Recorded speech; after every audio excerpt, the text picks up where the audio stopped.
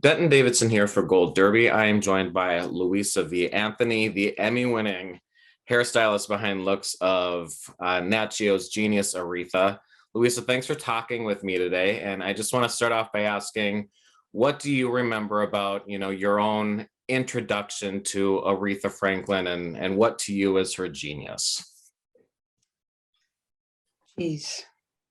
I was introduced to Aretha as a child growing up. I was the youngest of seven, and my older brothers and sisters and parents listened to her music. And I think that was my first introduction to Aretha, some very wonderful, soulful, moving music. And I think her genius was being able to put together the different genres of music, like gospel, soul, R&B, and come up with a sound that was all her own. I think that was her true genius. Yeah, I mean, definitely. This series spans decades. I mean, it goes back to the 40s. And then when you're called in to, be the person in charge of hair, what is that overwhelming to think of, I have to go through so many decades to look at for references, and what's your inspiration when you have that much work to do? I was never tired of working for the Queen, honestly. For myself as well, I wanted to be able to represent in the best way I could. And my more than 20 years experience sort of prepared me for that. So I wasn't overwhelmed by the different periods at all. Actually, I was quite excited about recreating them. And we usually do our reference at the library, historical chronicles, but now everything is available on the internet. So with a handy dandy computer and a printer, you're in good shape. And was there any particular look or era that, you were like, we have to really be spot on with this? One of that comes to mind for me is that Time magazine 1968 look, which was very intricate in the way it was done. Were there any looks that you really wanted to get spot on? Yes, we tried to be spot on all the historical looks, because of course you have to copy something that was already done. So I had an amazing team of people. Corey Marino worked with Cynthia directly as her personal. And we went over looks and references and historic events and things of that nature. And then discussed the type of styles we wanted to have. And he'd go off and with Cynthia, and they'd come up with something fabulous that looked very, very similar to how Aretha did. Maybe some few tweaks so that it was personal to her, but keeping the historical image in mind.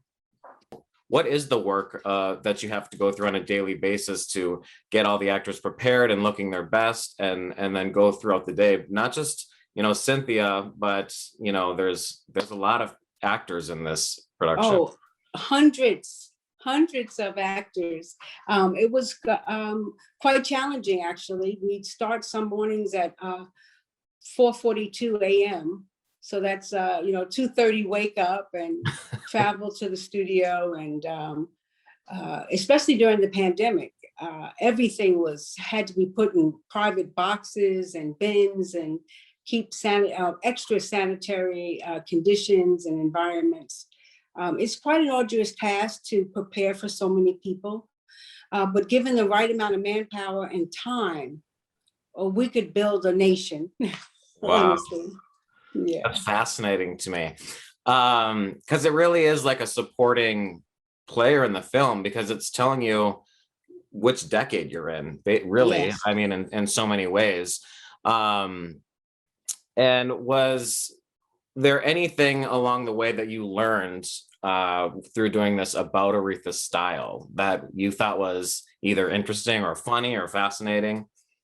Well, I think in light of the times that we're living in, I just thought that her, in the 1970s, when she took a stand for civil rights, and I just thought that was quite remarkable. and all the challenges that she had in her own life, that she still wanted to be an intricate part in what the people were doing, and not so far removed from what was going on in everyday life. And I thought that civil rights movement was quite historic. You've been in this business for, I mean, nearly 30 years, I believe, correct? So, I mean, you've really seen it all. Can you tell us, what it was like the first time you walked on a movie set, and what were you thinking when you're like, this is what I want to do for my career? I was so excited to be there, and it just seemed so much more interesting than working in a shop. It was more interesting. I could use a lot of my other talents, things like the history and fashion and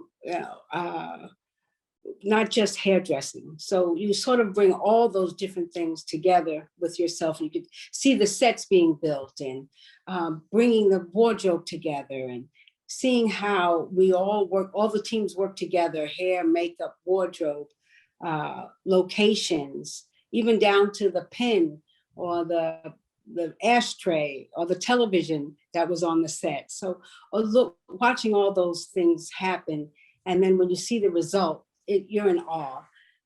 One thing that's very exciting is when you shoot something in blue or green screen, and there's just a blue or black green screen behind someone, and you watch the film, and it's an entire airport, or it's a volcano. And you've been behind, working on some pretty historical films, like Black Panther, and Guardians of the Galaxy, and just to be part of things like that. Yes. But so what is it like when you're creating something for, a fictional superhero where it's sort of off limits, and then working with real humans? Yes. Well, with real humans or something historic, and we go as much with the reference and historical chronicles that we can, as as accurate as we can, and whatever holes or spaces that are missing, we try to create the story and the mindset and the place and such, and bring it to, pull it together. But the ones that are more fanciful, with sky's the limit. You get as many artistic people as you can, and you have them do a project, and you pick which one you think is going to most create the image that the director and writers are looking for. So it's a big team effort, and it takes an accurate eye at the top in order to select and pick what's going to be, appreciated, or what's going to bring the story to fruition. And what is that collaboration like with, like the makeup people, or even like the director? Is how are people getting together and deciding, this is going to be the overall look of this character? Yes. Well, usually the director, the writer, showrunner, hair, makeup, and wardrobe collaborate on a particular character. We show images from historic references of that particular person, and other references that may surround that character, but not that character. And we come up with pictorial images that we all select from. This is the way we're going. We all get on that same page, and then we start to develop from there. Okay. And you won an Emmy for Carnival. Yes. Do you know, and it wasn't your only nomination, but do you remember what it was like to, receive your first Emmy nomination or your first Emmy win? What was that memory like? Well, it was so exciting because when I go to work, I go to work. I want to do my best, and I try to bring 110%. So I'm not really thinking about accolades or awards or that type of thing. I just want to do my best today. And when I heard my name, or when I was nominated, when I won, I just thought, what a beautiful thing it is to be recognized by your peers and by your colleagues, your other people.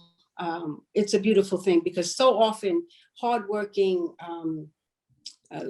goes unnoticed. You know, it's unfortunately, but I think that when you recognize and you win, it helps to, you know, create more energy up under you that it wasn't in vain, and it was recognized, and it does give you a breath of fresh air. But again, I think you have to know for yourself that, because you can't depend on others to, you know, to satisfy you. So of course, an award is quite satisfying. You just try to get the joy in your day. You know, today, be joyful. Yeah, but the awards are nice once in a while. Absolutely. But you know, they're saying, well, it's a wonderful thing to be nominated, but it's a much greater thing to win. Yeah. But there are a lot more nominees than there are winners. So, you know. Well, I want to congratulate you on that and the whole Genius Aretha series. It was just spectacular visually. So congratulations to you and the whole team. We're going to encourage our viewers here to subscribe to our YouTube page and make your Emmy predictions at goldderby.com. And Louisa, just thanks again for chatting with me. It was a pleasure learning more about the work you did on this series. Thank you so much. All right. Have a great day. All Thank the best. you.